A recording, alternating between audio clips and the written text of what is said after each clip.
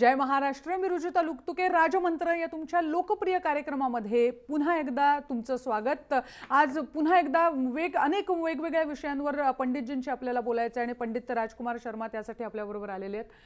पंडित जी बहुत बहुत शुक्रिया, आज शो में आप हिस्सा ले रहे हो. जैसा मैंने कहा, आज हम राज्य से परे थोड़ा कुछ संवेदनशील मुद्दे हैं जो उठाने वाले हैं और केंद्र में कुछ मुद्दे हैं जो उठाने वाले हैं. बिल्कुल बिल्कुल. लेकिन उससे पहले पंडित जी, क्योंकि गुड़ी पाड़वा हुआ है, हिंदू नववर्ष की शुरुआत हुई है इसी हफ्ते, तो आपके विचार इसके बारे में?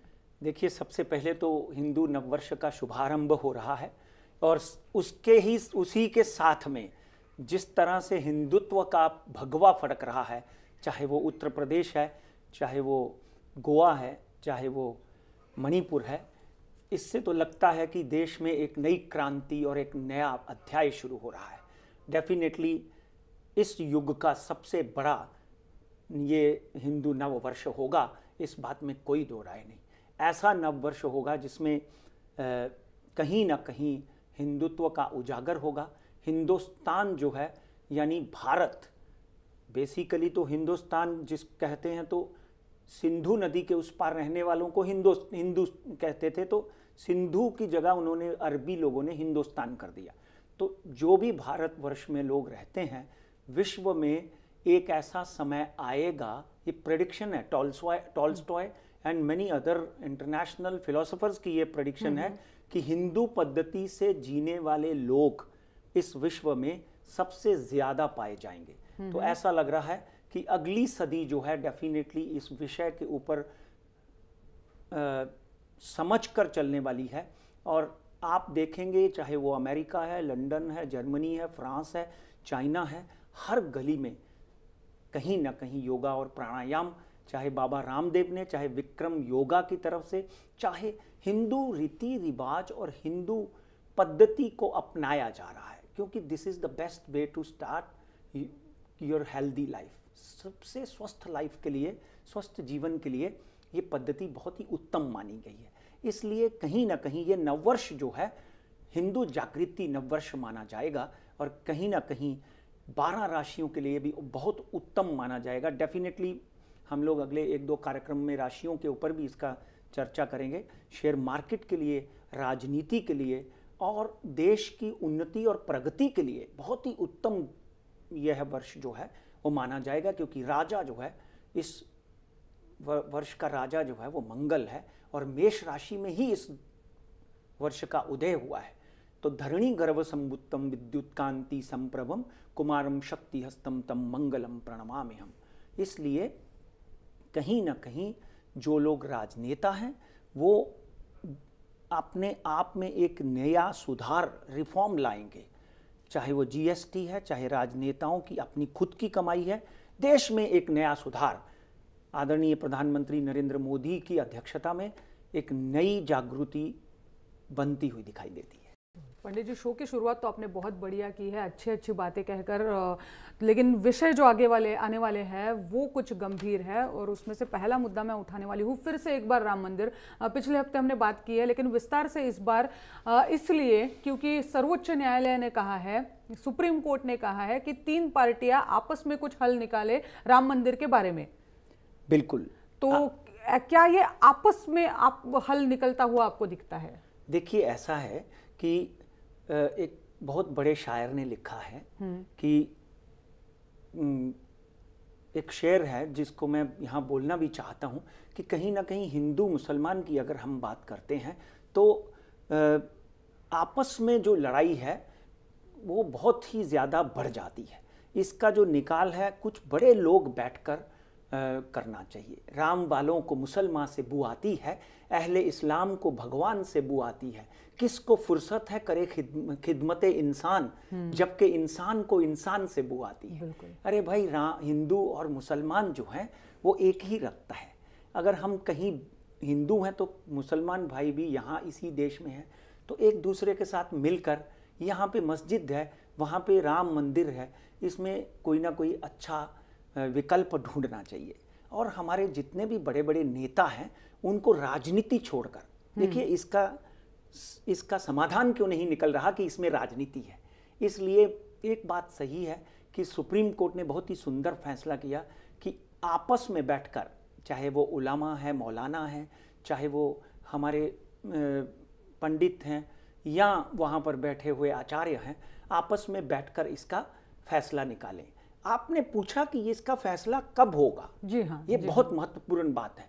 अगर हम इस वर्ष की बात करें तो मैं शुरुआत कहाँ से की कि इस वर्ष में हिंदुत्व का उजागर होगा पूरे विश्व में। हिंदुत्व और भगवा, ऐसा समझ लीजिए कि लोग एक जमाने में भारत एक शांति का प्लेटफॉर्म है उसको ढूंढते थे, और आज भी उस विषय को बढ़ाया जा रहा है और लोगों को ये समझ आ रही है। चाहे वो वेटिकन हो, let me tell you one thing, चाहे वो वेटिकन हो, चाहे वो अमेरिका व्हाइट हाउस हो, कहीं ना कहीं सुबह सुबह ओम और प्राणायाम की आवाज़ें आपको सुनाई देती हैं, क्योंकि जीवन जीने की एक पद्धति है।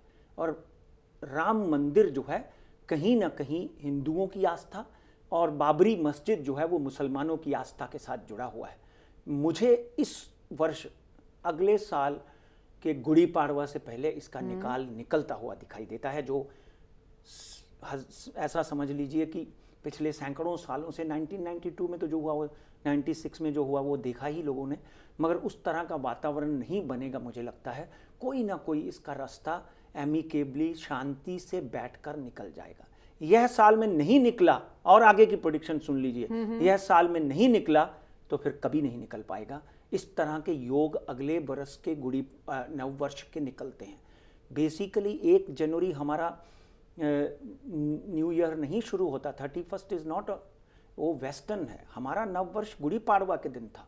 तो यह नव वर्ष, हिंदू नव वर्ष में इसका समाधान होते हुए दिखाई देता है। यह खुशखबरी है। बिल्कुल, ये बहुत बड़ी खुशखबरी है वाकई में। और जैसा आपने कहा कि जो समस्या 20-25 सालों से हम देख रहे हैं, अचानक उसका हल निकलता अगर दिखेगा तो ये वाकई बहुत बड़ी बात होगी। बिल्कुल, और हल भी बहुत ही एमिकेबली निकलेगा। बिल्कुल, क्योंकि आप अभी आदित्य योगी साहब की बात करो या नरेंद्र मोदी की बात करनी ही है, आगे हमें उन्हीं की बात करनी है। तो नरेंद्र मोदी साहब की बात करें, और हमारे मुस्लिम भाइयों की भी बात करें जो प्रगति चाहते हैं।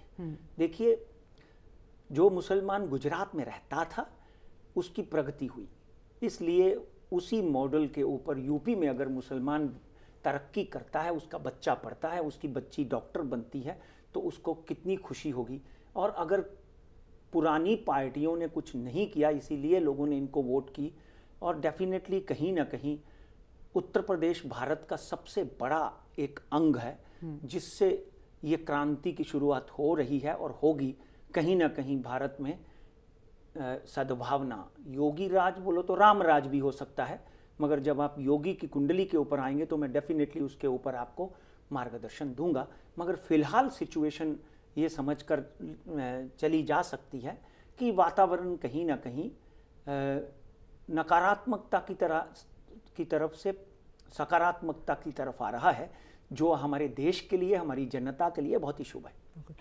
जब मैंने कहा कि योगी आदित्यनाथ जी के बारे में हमें बात करनी है, वो इसलिए क्योंकि कुछ ज़्यादा दिन नहीं गुजरे हैं उन्होंने पदभार जब से लिया है, लेकिन उसके बाद जो डिसीजंस उन्होंने लिए हैं, हर रोज़ एक नया निर्णय लेके आते हैं और जल्द ही उसकी जो इम्प्लीमेंटेशन है वो भी हो जाती है। देखिए, 2 चीज़ें मैं यहाँ पर कहना चाहता हूँ, जो मैं हमेशा हर शो में कहता हूँ कि आरएसएस, विश्व हिंदू परिषद, या हमारे देश में ऐसी कोई भी संस्था है, उस संस्था की अगर हम पार्श्वभूमि देखें तो उनको कहीं भी अपने पास घर में कुछ लेकर नहीं जाना है। नमस्ते सदावत्सले मातृभूमि, नमस्ते नमस्ते नमस्ते नमस्ते। तो कहीं ना कहीं राष्ट्र की सेवा के लिए जो लोग अपना जीवन बलिदान करने वाले हैं, उनमें से डेफिनेटली आदित्य योगी की कुंडली भी है। और जो आपने बोला कि जिस तरह के वो फैसले ले रहे हैं, वो उत्तर प्रदेश के लिए बहुत ही सकारात्मक माने जाएंगे। ओके, लेकिन पंडित जी, कुछ ऐसा होता है कि आप जब एक रफ्तार से निकलते हो, विपक्ष के जो दल है उनको भी मुद्दे देते जाते हो, बिल्कुल, तो उससे विरोध होता है, विरोध बढ़ता है। उसके बारे में आपको क्या लगता है? देखिए, विरोध नहीं होगा तो आप अच्छा काम नहीं कर पाओगे। अगर काला नहीं होगा तो सफेद की पहचान कैसे करोगे? इसलिए यहाँ बुराई होगी, वहाँ अच्छाई भी होगी। मगर इतना है कि जो लोग अच्छाई को फॉलो करते हैं वो डेफिनेटली कहीं ना कहीं बुराई पे भारी पड़ जाते हैं। मगर मित्रों, कलयुग है।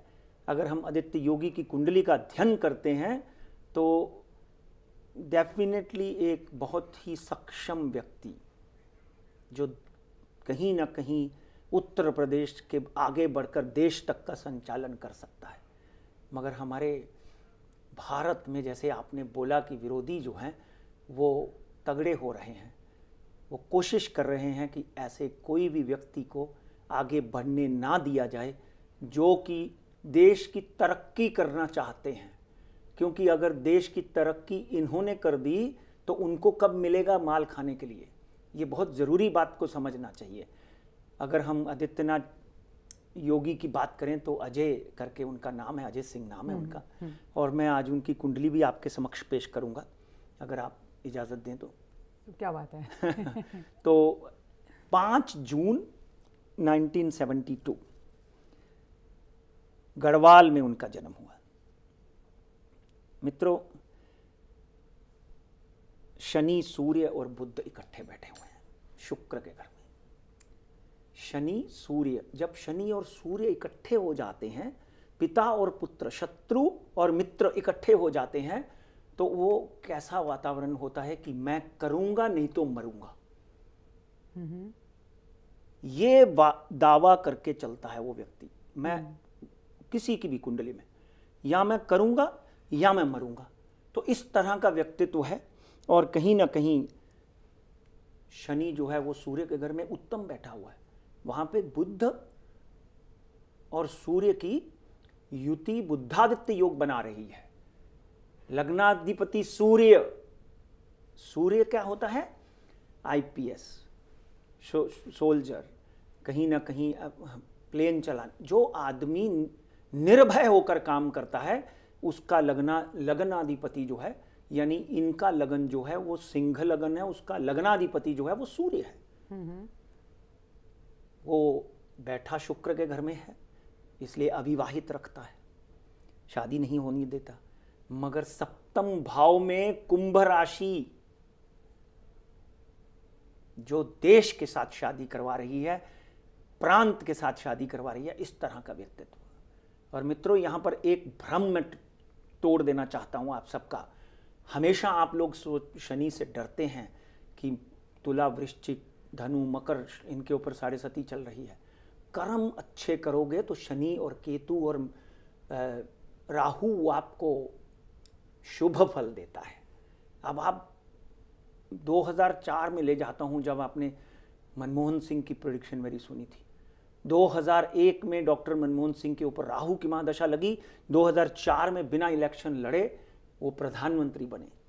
यहां पर मोदी योगी जी की बात करें तो 17/2/2017 को इनकी कुंडली में केतु की महादशा लगी। केतु की महादशा लगी। केतु और राहु इनके वर्गोत्तम बैठे हुए हैं, उच्च के। केतु और राहु जब भी वर्गोत्तम होते हैं तो वो राजा बनाते हैं, मगर वो राजा जो हमेशा समस्याओं से घिरा रहता है। एक आग का दरिया है और डूब के जाना है। एक ऐसे कांटों का ताज पहन लेता है जिसको हर दिन, हर वक्त, हर समय, हर मिनट किसी न किसी बड़ी समस्या के साथ जूझना पड़ता है। It is not an easy going for Adityanath Yogi. Ketu की महादशा 17/2/2017 से 18/2/2024 तक लगी है। यह राजयोग का निर्माण तो करती है, मगर कहीं ना कहीं केतु के अंदर जब बाकी की दशाएं लगेंगी, अंतरदशाएं लगेंगी, आप समझ लीजिए अक्टूबर, नवंबर, दिसंबर, इनके कुछ भाषणों की वजह से, इनके कुछ फैसलों की वजह से सांप्रदायिक दंगे तक भड़क सकते हैं। मगर वो एक कर्मठ योगी हैं, इसलिए इन सब से निकल कर एक राजा और एक वीर की भांति आगे आ जाएंगे। मगर समस्याएं कम नहीं हैं। आपने अभी बोला ना, विरोधी, हाँ। विरोधी प्रबल होंगे, और विरोधी ही नहीं, विरोधी देश भी प्रबल होगा इनको हटाने के लिए। और उत्तर प्रदेश ही एक ऐसा प्रांत है, यहाँ पर चाहे वो जैश ए मोहम्मद हो, चाहे वो तहरीके को 3-4 पार्टियां हैं, उन पार्टियों के जो लोग हैं वहाँ आकर छुपते हैं और देश में कहीं ना कहीं दंगा, आतंकवाद फैलाने का कोशिश करते हैं। उनको कुचलने के लिए आदित्यनाथ योगी जो है केतु की महादशा में सफलतम उत्तर प्रदेश के उत्तम मुख्यमंत्री के रूप में आपको दिखेंगे। पंडित जी, जैसे कि आप बात कर रहे हो, जिस लय में बात कर रहे हो, ऐसा लगता नहीं है कि आपको टोकू और रोकू, लेकिन ज़रूरत ये है की हमें एक ब्रेक लेना होगा. एक छोटासा ब्रेक घेऊन लगेच परत येतोय. आणखी काही मुद्दे आहेत, त्यातले काही गंभीर आहेत असेच प्रकारचे, ते घेणार आहोत. छोट्याशा ब्रेक नंतर लगेच परत येतोय. पाहत रहा जय महाराष्ट्र.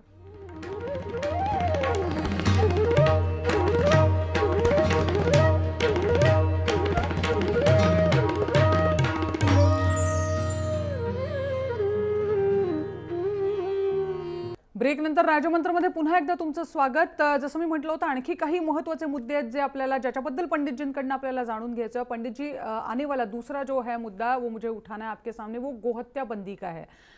मुझे लगता है हिंदी में भी गोहत्या ही कहा जाता है. गोहत्या ही कहा जाता है. बिल्कुल बिल्कुल. तो गोहत्या बंदी का ही जो मुद्दा है, क्योंकि बीजेपी की अगर सरकार है और हिंदुत्व की अगर हम बात कर रहे हैं तो ऐसे ये भी है कि उसे विरोध होगा. और फिलहाल ओवैसी ने भी एक आज जो कमेंट की है, उन्होंने कहा है कि कुछ राज्यों में गोहत्या की बंदी है, लेकिन नॉर्थ में गोहत्या सबको यमी लगती है. कुछ जगहों पे गो अपनी जो गौ माता है वो है, जो मम्मी है हमारे लिए माता है, और नॉर्थ में कुछ लोगों के लिए वो यमी है. देखिए, ऐसा है कि मौलाना ओवैसी साहब ने क्या कहा उसके ऊपर मैं किसी तरह की टिप्पणी नहीं दे सकता, क्योंकि ये एस्ट्रोलॉजिकल कार्यक्रम है. मैं तो यही कहूँगा कि भगवान उनको सद्बुद्धि दे. जिस तरह से वो हिंदू देवी देवताओं के ऊपर अपने तंज कसते हैं वो बिल्कुल भी असहनीय है और उनको ये नहीं कसने चाहिए. इतना ही मैं रिक्वेस्ट करूँगा आपके प्लेटफॉर्म के माध्यम से, क्योंकि इसी देश में हम एक दूसरे के साथ गले मिलकर ईद मनाते हैं, एक दूसरे के साथ प्रेम से दिवाली और दशहरा मनाते हैं.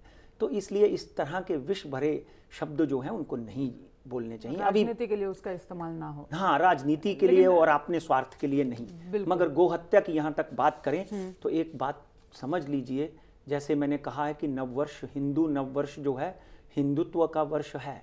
पूरा विश्व जो है हिंदुत्व को इसलिए प्रेम करता है कि वो सहनीय है, वो सहता है और आगे बढ़ता है. सदियों रहा है दुश्मन दौरे जहां हमारा, कितनी सभ्यताएं खत्म हो चुकी हैं, कितने लोग खत्म हो चुके हैं, कितने देश खत्म हो चुके हैं. यूनान और मिस्र रोमा सब मिट गए, जहां से कुछ बात है कि हस्ती मिटती नहीं हमारी. क्यों नहीं मिटती? क्योंकि हमारे अंदर काबिलियत है. हम उस परंपरा के मालिक हैं, उस देश की मिट्टी के मालिक हैं जिसमें प्रेम, सद्भावना, भाईचारा, अपनापन पलता है. इसलिए ओवैसी हो या फिर कोई भी हो, इस देश को अखंडित करने के लिए असफल रहेंगे. और डेफिनेटली उनके लिए भी एक सुझाव है, और वो भी कहीं ना कहीं मोदी हो या योगी हो या फिर हमारे देश के जो बड़े बड़े नेता हैं, जितना ही मुसलमानों को भी उतना ही प्यार करते हैं, उनकी सलाह से जल्दी समझ जाएंगे आदमी की ग्रह दशा होती है. Man is responsible for his all his deeds only because of the favorable and unfavorable stars of his horoscope. तो कहीं ना कहीं उनकी ग्रह दशा भी खराब होगी, ठीक हो जाएगी. मगर कहीं ना कहीं गोहत्या 80% बंद हो जाएगी इसी नववर्ष में. अच्छा, ये बात समझ के लीजिए. अभी आप भैंसे के कटने को भी गोहत्या नहीं कह सकते, क्योंकि यहाँ पर छिन्नमस्तिका मंदिर है झारखंड में, यहाँ पे हजारों भैंसे कटते हैं दशहरा के दिन. पर गोहत्या के ऊपर बंदी जरूर होगी, क्योंकि कहीं ना कहीं गो है, गाय जो है, उसमें 33 करोड़ देवताओं का वास है. आप एक बात समझ लीजिए, एक व्यक्ति को गाय खाता हुआ देख लीजिए, एक व्यक्ति को मटन खाता हुआ देख लीजिए, उसकी और उसकी प्रवृत्ति में चांडाल जितना फर्क होगा. और एक आदमी जो वेजिटेरियन है वो देवता समान चलेगा. क्योंकि अगर आप देखोगे तामसिकता और सात्विकता क्या होती है, इसी के कारण जो है पूरे विश्व में ISIS जैसे संगठन जो है अपना सिर उठा रहे हैं. ISIS जैसे ऐसे संगठन जो अपने ही लोगों को मारते जा रहे हैं। तो इसलिए गो हत्या बंद होगी और इसी वर्ष में होगी। इसलिए कोई घबराने की ऐसी कोई दिखती नहीं है मुझे बात। और जिन्होंने काटना है या खाना है वो लोग चोरी करेंगे तो पकड़े जाएंगे और डेफिनेटली बहुत बड़ा दंड उनको मिलेगा। इस साल में गो हत्या 80 से 85% बंद हो जाएगी। जब देवबंद में यहाँ पे फतवे निकलते हैं वहां पे बीजेपी जीत कर आती है तो इसका आपको जानकर हैरानगी होगी मेरे मुस्लिम भाई, मुझे कम से कम मेरे 50% मुस्लिम फ्रेंड्स हैं, उनमें उनके घरों में कोई भी व्यक्ति बीफ नहीं खाता। 90% हिंदुस्तान में गरीब छोड़कर 90% मुसलमान जो है वो बीफ को दरकिनार करता है, नहीं खाता है। क्योंकि कहीं ना कहीं 200-300 साल पहले 50% मुस्लिम भाई जो थे वो इसी परंपरा के साथ जुड़े हुए थे, हिंदू परंपरा के साथ जुड़े हुए थे। आप इस्माइली मुसलमानों को देख लीजिए, खोजा मुसलमानों को देख लीजिए, उनके नाम भी देख लीजिए, तो डेफिनेटली आपको ये महसूस होता है कि आज भी उसी तरह के उनकी जमात खाना की किताब जो है उसमें भी राम और रहीम का नाम है। तो डेफिनेटली 80-90 10% जो है वो भी डेफिनेटली कोई ना कोई ये बात का समाधान ढूंढ लेंगे। बिल्कुल पंडित जी, समय हो चुका है, लेकिन एक विषय है जिसके बारे में आपसे ज़रूर बात करना चाहेंगे। थोड़ा राज्य की ओर वापस आते हैं और मुद्दा ये है कि आप राष्ट्रवादी कांग्रेस के बारे में वैसे तो भविष्यवाणी कर चुके हो, लेकिन इसके बाद राष्ट्रवादी कांग्रेस और कांग्रेस का रिश्ता आपको क्या दिखता है? और जो आप ही की भविष्यवाणी थी, क्या राष्ट्रवादी को कांग्रेस में विलय होना पड़ेगा? जी बिल्कुल सही है। देखिए, जब हम शरद पवार साहब की बात करते हैं तो 12 दिसंबर 1940 मेष राशि, सोनिया जी की कुंडली का अध्ययन करते हैं जो कांग्रेस की सर्वे सर्वा हैं, और 9/12/1946 मिथुन राशि। इन दोनों की कुंडली का जब हम अध्ययन करते हैं तो पवार साहब की कुंडली में शनि की महादशा लगी हुई है। शनि में गुरु अंतिम चरण में, यानी अंतिम चरण में अभी 2019 तक है गुरु की अंतर्दशा। और सोनिया जी की कुंडली में केतु की महादशा लगी है। उनकी केतु अच्छी नहीं है, उनका केतु और राहु बहुत अच्छा नहीं है।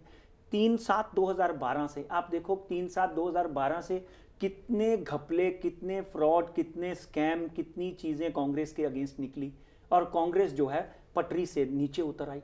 तो ये केतु की महादशा लीडर के यहाँ लगी हुई थी और उनको कहीं ना कहीं अपनी सेहत से भी जूझना पड़ा। और आगे भी इन दोनों नेताओं की, जो बड़े देश के दिग्गज नेता हैं, देश की सेवा की है जिन्होंने, उनकी कुंडली का अध्ययन करें तो अभी भी इनकी तबीयत बहुत अच्छी नहीं है और आगे भी तबीयत ना अच्छी रहने के संकेत कुंडली में मिलते हैं।